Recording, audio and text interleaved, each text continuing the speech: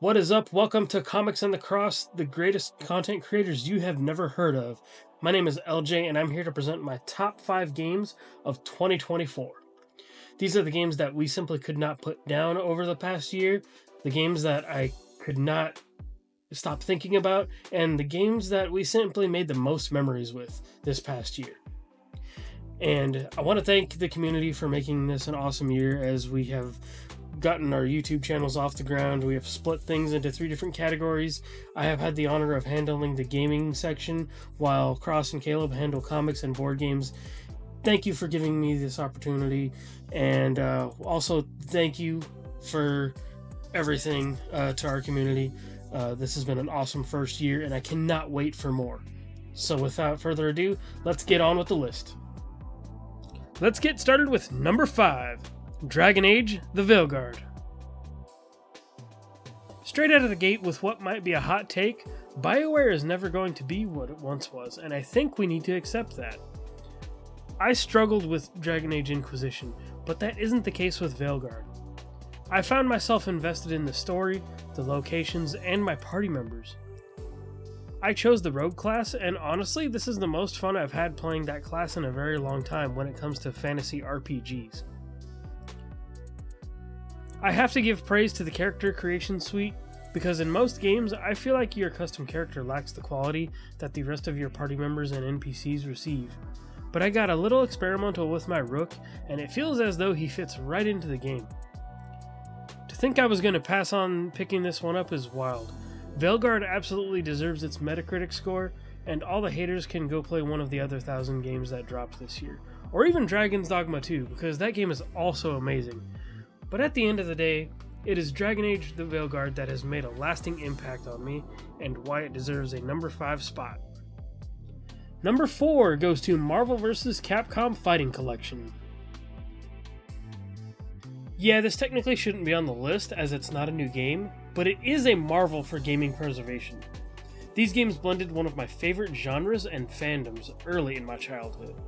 Many of them were inaccessible, only available on old consoles or arcade machines, until now. It all started with X-Men: Children of the Atom, and we get to see how the series and its mechanics evolved over time. This collection includes Marvel Superheroes vs. Street Fighter, an odd release I hadn't heard of until recently. As a bonus, this collection includes an old Punisher beat-em-up that I remember playing with my brother back in the day, in the arcade and on the Sega Genesis. I have to give Marvel vs. Capcom 2 a personal shout out. Not only is it the definitive game in the collection and the series, but it's one of my favorite games of all time. The PS3 port in particular is instrumental in my sobriety as well, as playing the game along with my MP3s kept me indoors and out of trouble. Yes, these games do still feel great to play, but what is important is the preservation aspect. This collection contains loads of old art scans and music tracks that would have been lost to time. I'm grateful that we have a modern way to play these now. Number 3 on the list goes to Helldivers 2. Helldivers 2 had to make this list for the glory of democracy and Super Earth. We at Comics on the Cross, amongst our community, had a blast with this game and made some memories. Helldivers 2 is vastly different from its predecessor, which was an arcadey top-down twin-stick shooter. Say that 5 times fast. Arrowhead Game Studios successfully made the sequel into a third-person shooter and doubled down on the chaos that the first game was known for. There's nothing more rewarding than completing a mission and extracting for your life amidst both accidents and antics. The game may have gotten stale for some until the recent update that was dropped during the Game Awards. Rest assured that our crew will be dropping in on that soon if we have not already, crushing bots, plugging bug holes, and facing the new faction in the name of Super Earth. And for the number 2 spot is Marvel Rivals. Some might call it recency bias, but this isn't the case here. Like Marvel vs. Capcom, Rivals blends what was once one of my favorite games and one of my greatest fandoms. And like Helldivers, our team and community have already been making memories and playing hours of this game. Speaking of hours, I put hundreds into Overwatch when that game was at its peak in popularity. I got to the point where I was comfortable with most of the characters in the roster. Sadly, Blizzard fumbled the ball over the years big time and sacked themselves for a loss when it came to Overwatch 2. Marvel Rivals has come to eat their lunch and steal their player base, and I'm here for it.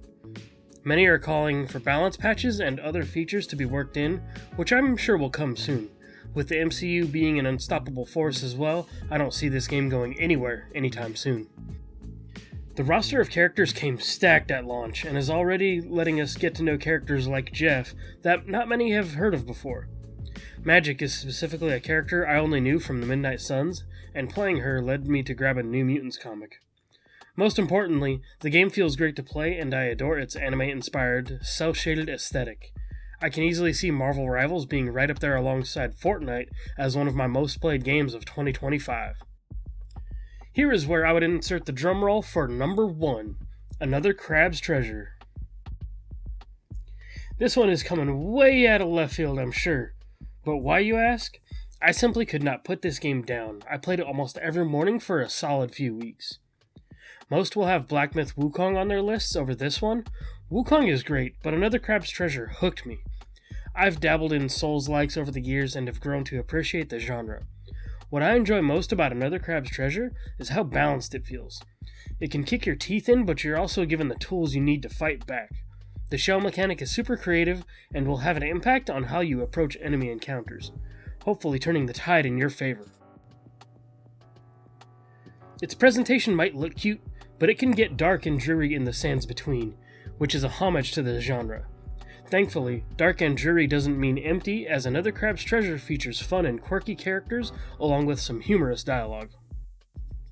Lastly, I should mention it's not often I go and buy a game right away after checking it out on Game Pass. I've only done so on a few occasions when I think a game would be perfect on Switch, or another way I prefer to play it.